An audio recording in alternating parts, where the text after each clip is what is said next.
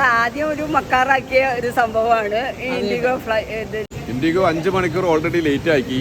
അതിനൊരു എക്സ്ക്യൂസ് പറയേണ്ടതിന് പകരം ആളുകളെ കഷ്ടപ്പെടുന്ന പണിയാണ് ചെയ്തത്. ചേട്ടൻ്റെ അഭിപ്രായം ഇൻഡിഗോയുടെ നമ്മുടെ ഫ്ലൈറ്റ് സർവീസ് വളരെ മോശം, തീരെ ഉത്തരവാദിത്തം ഇല്ലാതെ രീതി വളരെ മോശം സർവീസാണ് മോനെ, മോശമായിട്ടാണ് തോന്നുന്നത്. ഇൻഡിഗോന്റെ മോശം സർവീസ് ആയിട്ടാണ് തോന്നുന്നത്. എല്ലാവർക്കും എന്താണ് ഇൻഡിഗോനെ പറ്റി പറയാനുള്ളത്? വളരെ മോശമാണ്.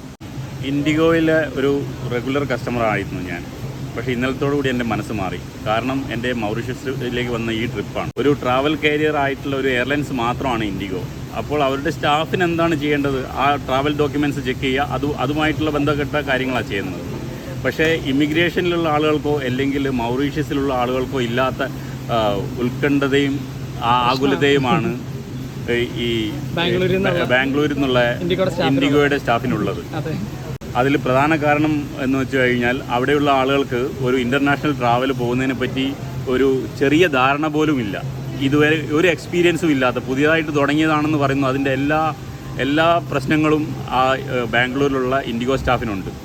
ഒരു ഇൻ്റർനാഷണൽ ട്രാവൽ വരുന്നവരുടെ കയ്യിൽ $1000 വേണമെന്നൊക്കെ ശാഠ്യം പിടിക്കുന്നത് എന്തടിസ്ഥാനത്തിലാണ്? ഇൻഡിഗോയുടെ സ്റ്റാഫിന് ആരാണ് ഇങ്ങനെയൊരു ഡയറക്ഷൻ കൊടുത്തിരിക്കുന്നത്? അല്ലേ, നമ്മുടെ ഇന്ത്യയിൽ നിന്ന് ഒരു സ്ഥലത്ത് പോകാനാണ് ഏറ്റവും ബുദ്ധിമുട്ട്. ഞാനിപ്പോൾ എത്തിപ്പെട്ടിരിക്കുന്ന ഒരു കൺട്രി ആഫ്രിക്കൻ റീജിയൻ